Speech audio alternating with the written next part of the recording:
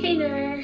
So I just finished making these jeans and I'm so happy with how they turned out, and so I wanted to share with you, and I wanted to show you that making a project like this is not necessarily as hard as you would imagine. The pattern I chose for them is Britney pants by Viki, and I chose it because it didn't seem too hard, but it has all the jean details that I wanted, and it has some parts that are not typical for jeans, like front pleats and bottom leg darts, but other than that they're pretty regular, so I think you can use my tips whatever pattern you choose. As I said, this pattern is not too hard, and I made it even easier in some parts that seemed too advanced for me, and now that I made them I can say that in my opinion they are pretty like advanced beginner level.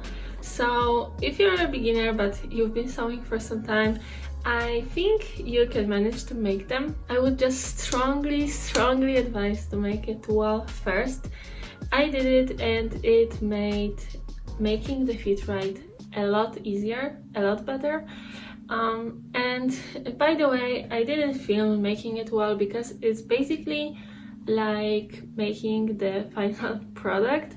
So yeah, I will just show you how I made it well fit me better, and then how I modified the pattern a little bit, and then how I made the final pair. So link to the pattern will be in the description box below if you're interested, but right now let's just get started.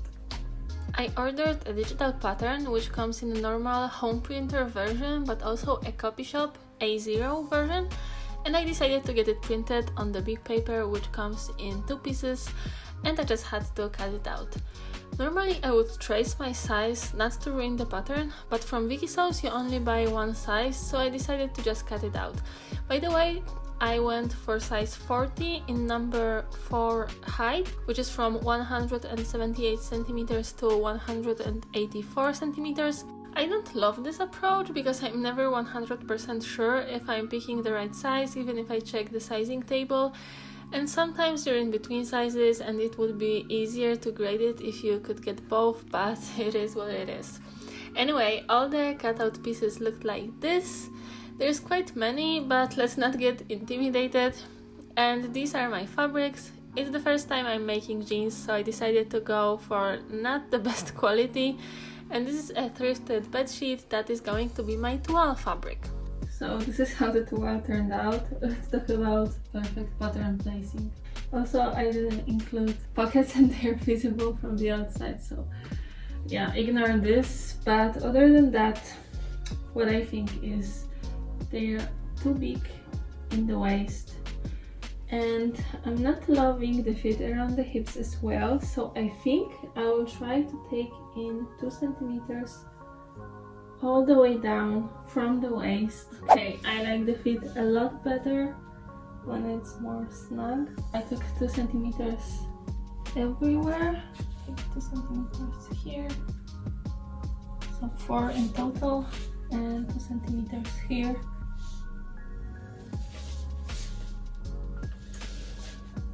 I decided to alter my pattern pieces. To do that I used a grain line marking line and drew another parallel line 2 centimeters from it, because that is what I needed to take in on every leg piece. I then cut along my new line and I taped the cut piece on the grain line.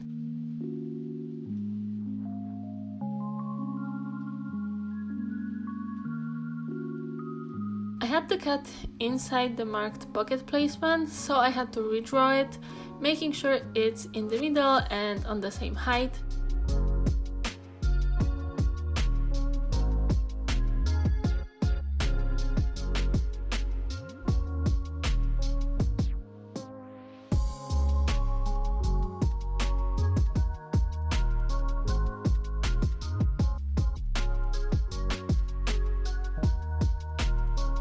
I did the exact same thing with the front leg piece, and here I had to redraw pleats and also move the darts at the bottom so they are symmetrical. Then, using the same method, I took in the hem facings, waistband pieces and back yoke. With the waistband, I took in too much, which I will sadly realize at the end, as you will see, and these were all my altered pieces. I moved on to cutting everything out from my jeans fabric.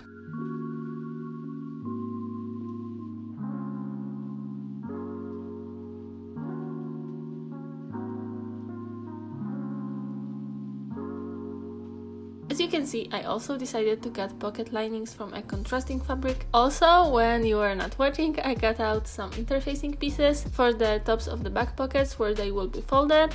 For the whole waistband pieces, side note, I keep them pinned to the paper pattern pieces not to accidentally mix them. Then I cut the fly extension part from the left leg piece and then put interfacing on the fly extension on the right leg and a little stripe on the left leg where the zip will go.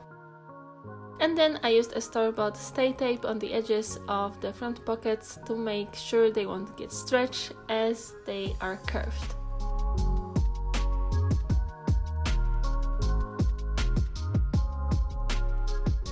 And I was ready for some actual sewing. First, the yoke. I took my time to pin it properly as it and the leg piece are curved but slightly differently. Then I stitched and overlocked it and pressed it towards the top. Then I proceeded to top stitch a double row of stitching, 2 and 9 mm from the seam. This used to be tricky for me because it's impossible to just eyeball it for me, but it's a lot easier when you have a reference point to guide your fabric. So in my machine I can only move my needle to the left.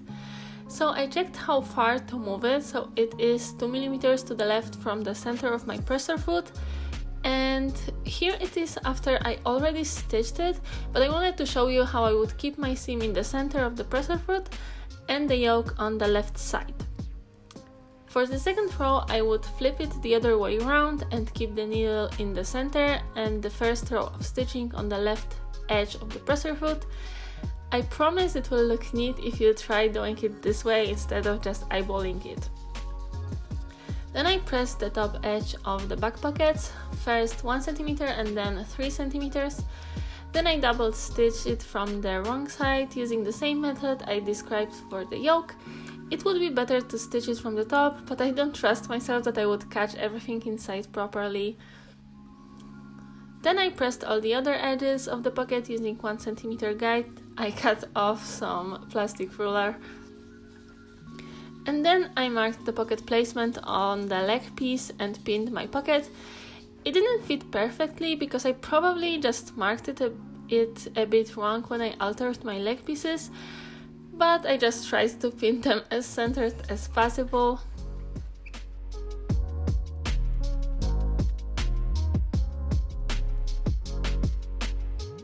I stitched them with the same old double row of stitching and I added a little X's at the top corners to reinforce them. Normally in this place you would have studs in your jeans.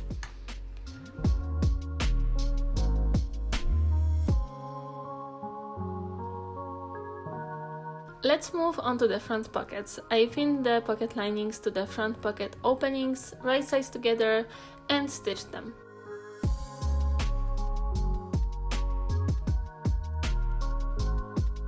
Then I trimmed the seam allowance and clipped the curved edge to help it lay flat when I turn it to the right side, which I then did and pressed it. And then, you guessed it, I double top stitched it.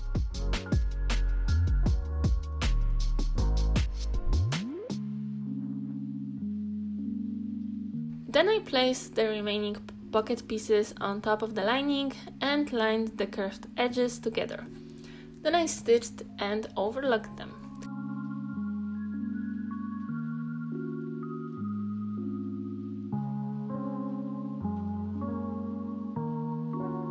And this is how the finished front pockets look.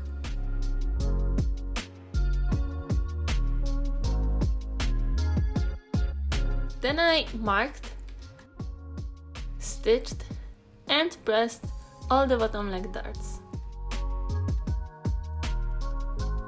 And I could finally stitch the legs together. I pinned the right and left leg pieces together on both outer and inner seams, stitched and overlocked them, and then pressed the seam allowances.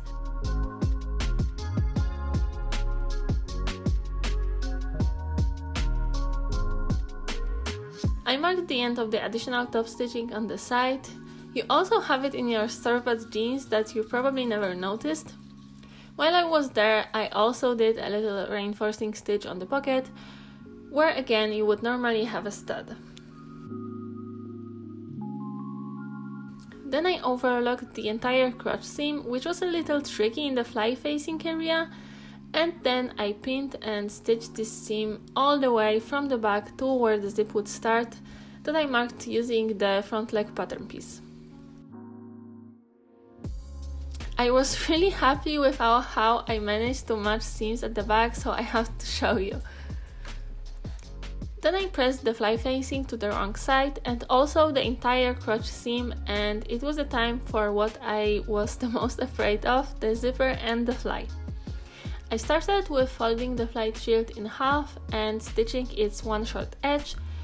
I turned it to the right side, then pressed and overlocked the long raw edge. Then I realized the front pieces didn't exactly match, so I just trimmed one a little. I marked the center from the pattern because this is where the zip teeth are supposed to be, and I also marked 1 cm from the top to make sure I leave the waistband seam allowance alone. Then I pinned the zipper to this one side, right sides together, and I sewed it using a zipper foot.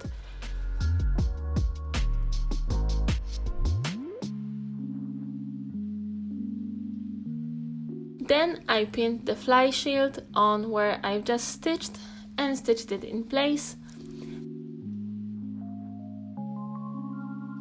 And this is how it looked when I turned it inside. To finish this side off, I top stitched it near the zip. Then I closed the zip and pinned the fly so everything is nicely secured in place. I flipped the whole pants inside out and pinned the other side of the zip in place only to the fly extension, and then I sewed it.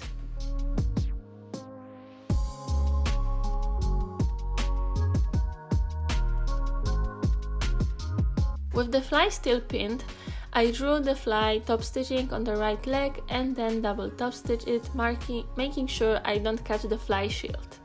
In fact, I pinned it in the other direction, but sadly I didn't record it.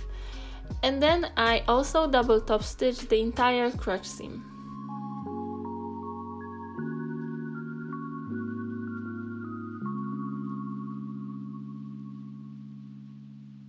To finish it off, I put the fly shield back in place and made a tiny little stitch at the top to secure the shield in place. And this is how it turned out.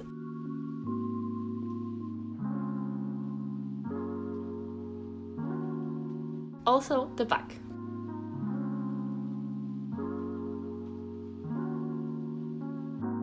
Then I marked the pleats and stitched them at the very top, and I could proceed to waistband. First I pinned and stitched right and left waistband pieces and made belt loops.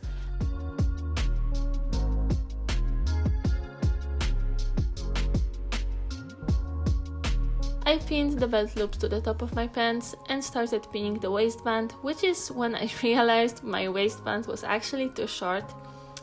It turned out that when I flipped the waistband the other way around, one side actually matches, so I did that, and I really didn't want to make that whole piece from scratch, so I made a short little piece, and I figured I would cut the existing waistband near the belt loop, taking 1 cm seam allowance into consideration, and I would stitch it together with that little piece I made. That way hopefully it would be hidden behind the belt loop. It looked like it worked, so I stitched the entire waistband in place. I cut off the excess fabric from a waistband extension and I stitched the short ends together, clipped the corners and turned it right side out.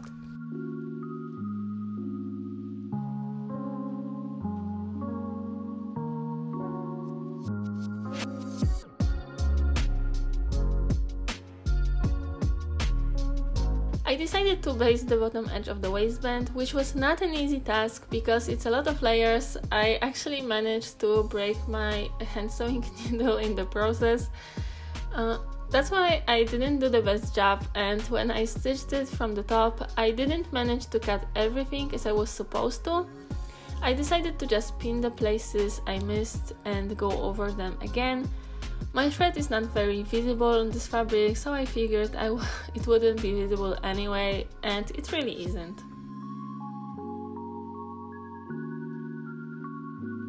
Then I pressed the waistband and top stitched it on the top edge as well, and I finished it off by stitching the belt loops on the top in place. As you can see, we're almost there. Two last things to do are the button and hem. Let's start with the latter. This is not typical for jeans, but because they have darts, the bottom is a little curved, so they are finished with lining. I stitched the pieces together into a loop and then turned and pressed the top edge by about 1 centimeter.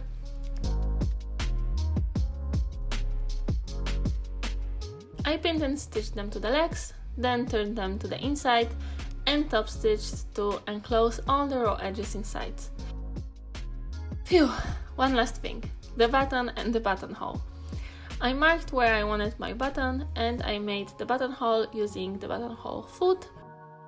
Then I marked the button placements to make sure it's nicely behind the hole, as it should be, and I sewed it on my machine, and done! How do you think they turned out? I am honestly really happy with them, and I'm 100% sure I will be making another pair in the future. Also, let me know if making jeans or proper pants still feels intimidating. Also, if you like that video, make sure to click the thumbs up, and for more sewing and occasionally cross-stitch related videos, consider subscribing. And I think that's it for today, so see you in the next one. Bye!